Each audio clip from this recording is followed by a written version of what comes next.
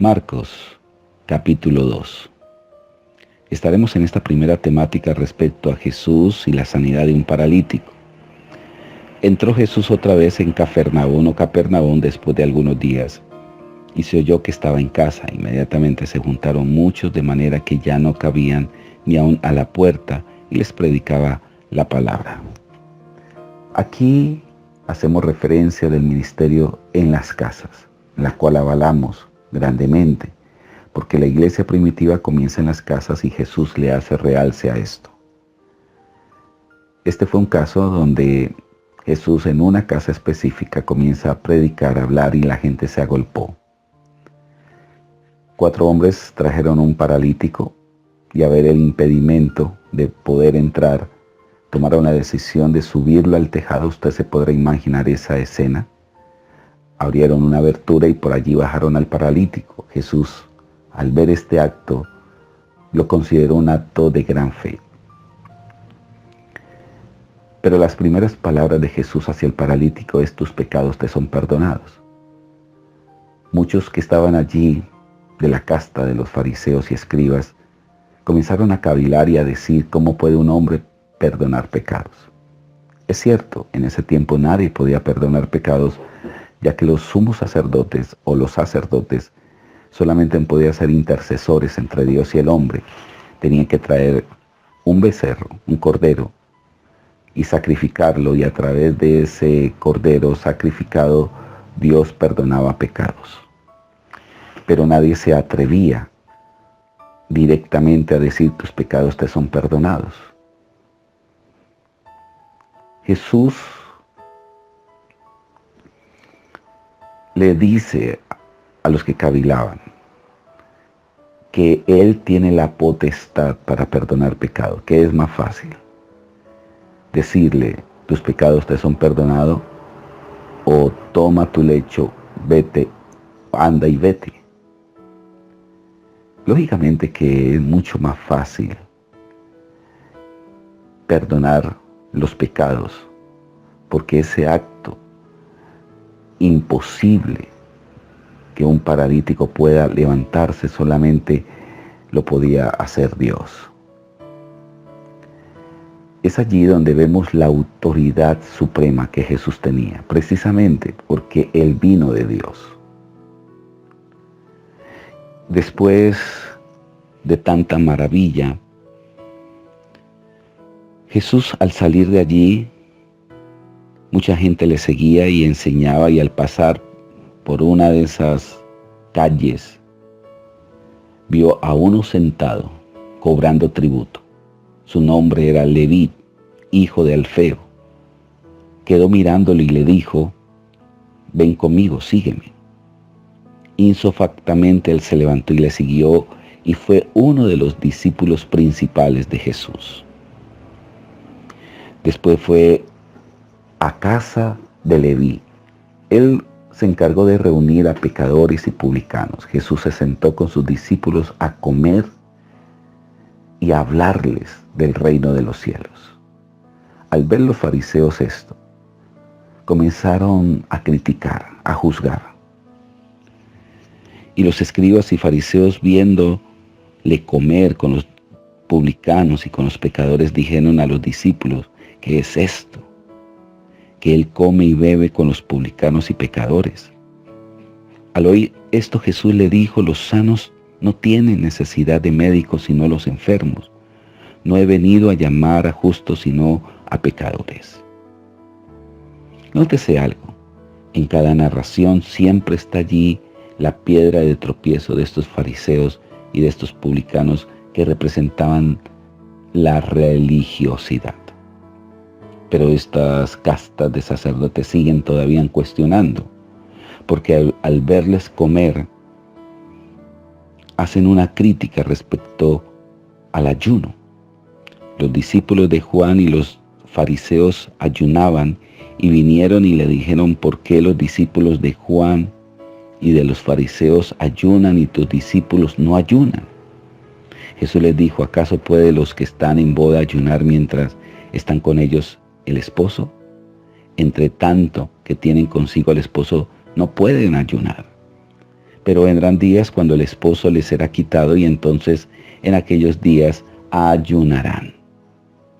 El ayuno se había convertido en los fariseos en una carta de presentación de mucha piedad.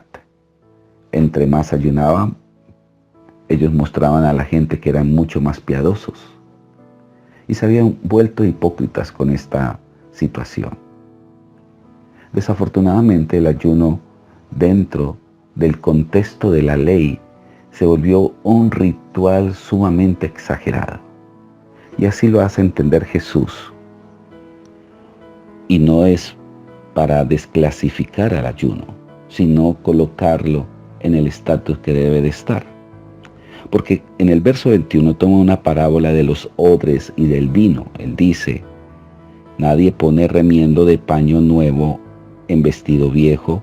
De otra manera, el mismo remiendo nuevo tira de lo viejo y se hace peor la rotura. Y nadie echa vino nuevo en odres viejos. De otra manera, el vino nuevo rompe los odres y el vino se derrama. Y los odres se pierden, pero el vino nuevo en odres nuevos se ha de echar.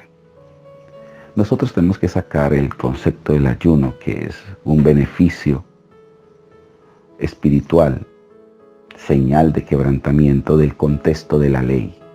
Es decir, nosotros no podemos coger esto y ponerlo dentro del contexto de la ley que representan los odres viejos, sino bajo el contexto de la gracia de Dios.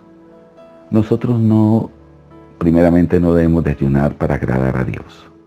Segundo, no ayunar para conseguir un favor. No ayunamos para salvación. No ayunamos para sanidad, porque eso es invalidar la gracia de Dios. En otras palabras, no podemos ayunar para reemplazar la obra sacrificial de Cristo. El ayuno tiene una condición especial, quebrantamiento. Recuerden esto, Jesús dijo, no solo de pan vivirá el hombre, sino de toda palabra que sale de la boca. La palabra ayuno es la palabra griega nesteus, que significa abstenerse de alimento. Este cuerpo físico comienza a pedir alimento para el sustento mismo del cuerpo. Y es como darle prelación a la parte espiritual a través de la palabra y de la presencia de Dios, a tal punto que es obligar al mismo cuerpo a someterse al espíritu. Y eso es un sinónimo de quebrantamiento. Pero no podemos ayunar para buscar beneficios. Voy a ayunar para que mi mamá se sane. ¿Por qué? Porque la Biblia dice que por su llaga ya fuimos sanados. No podemos quitarle el atributo a lo que Jesús hizo, porque estaríamos cayendo en la famosa ley, la ley mosaica, que era hacer para agradar. La ley no está precedida de fe, la ley está precedida de lo que el hombre hacía. Y recuerde que la Biblia dice que no es por obras, sino por gracia. Nuestra salvación no es por obras, sino por la bendita gracia de Dios. Y aquí vemos que el vino nuevo representa la gracia de Dios. No podemos todo lo que represente la gracia echarlo en odres viejos. Pero es un texto bastante significativo, porque pone cada pieza en su lugar. El ayuno no es desechado como muchos lo hacen. Y tenemos que aprender a tener un equilibrio con este concepto. Después, en el verso 23, los discípulos comienzan a recoger espigas en el día de reposo. Otra situación cuestionable. Aconteció que al pasar él por los sembrados, un día de reposo, sus discípulos andando comenzaron a arrancar espigas. Entonces los fariseos le dijeron, mira por qué hacen en el día de reposo lo que no es lícito. Jesús resalta lo que una vez hizo David cuando estaba Abiatar, sumo sacerdote, y comió de los panes de la proposición, de los cuales no es lícito comer sino los sacerdotes, y aún dio a los que con él estaban. También les dijo, el día de reposo fue hecho por causa del hombre, y no el hombre por causa del día del reposo. Por tanto, el Hijo del Hombre es Señor aún del día de reposo. Cantidades de movimientos hoy en día juzgan, colocan en tela de juicio porque no se guarda el día de reposo. Yo quiero decirle, querido amigo y amiga, el día de reposo está representado en una persona. Fue reemplazado por la persona de Jesús. Jesús dijo, vengan a mí los cansados, trabajados, y yo os haré descansar. Por eso el Señor dice, yo soy mayor que el día del reposo. Es que el día de reposo no fue hecho, no es el hombre para el día de reposo, sino el día de reposo fue hecho para el hombre, para el beneficio del hombre. Y yo soy ese beneficio.